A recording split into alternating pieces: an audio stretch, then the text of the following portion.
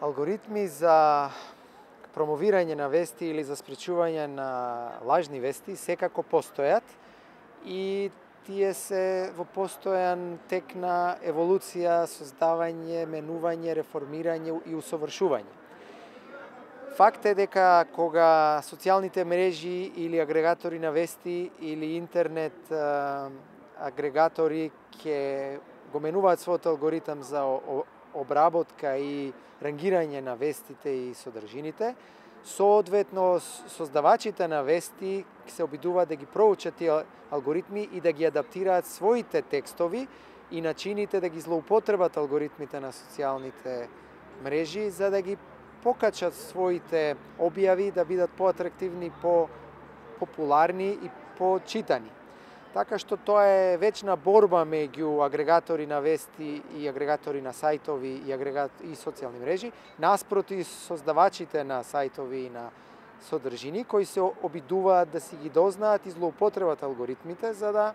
секој да го добие она што го сака. Јас лично не мислам дека може или е потребно со алгоритми да се спречат целосно вестите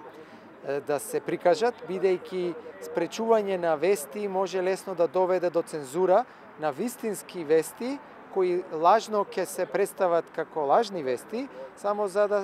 од некој центар на моќ да се спречи некоја добра вест да дојде до луѓето. Така што комплетно отстранување на вести не мислам дека е вистинскиот пат заради опасноста од воведување на суптилна цензура во тие алгоритми, туку поважно е да се лабелираат вестите, да се означат со одреден процент на можна лажност, за да може читателот повнимателно и поинформирано да настапи при интеракција со таа вест, помалку да и верува, ако е лабелирана од некој алгоритам дека е многу известно лажна, или со помалку самодоверба да ја сподели тој човек таа вест, ако има ризик дека она што го споделува е веројатно лажна вест. На крај на денот, вистинската, барем за сега, заштита од лажни вести е добрата медиумска писменост на луѓето, особено на младите, кои што е потребно да имаат јасна искуство и обука и знаење да препознаат извори на вести на кои може помалку или повеќе да се верува. Секогаш мора да се има во вид некои првични аспекти кога го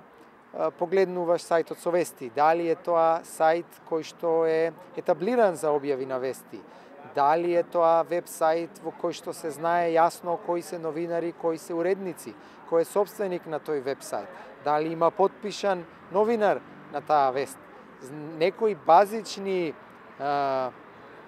знаења се потребни и внимателност,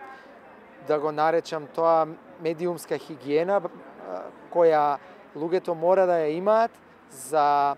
да не бидат заложници на лажните вести, кои ги има се повеќе и кои ги користат сите канали за комуникација за да дојдат до луѓето.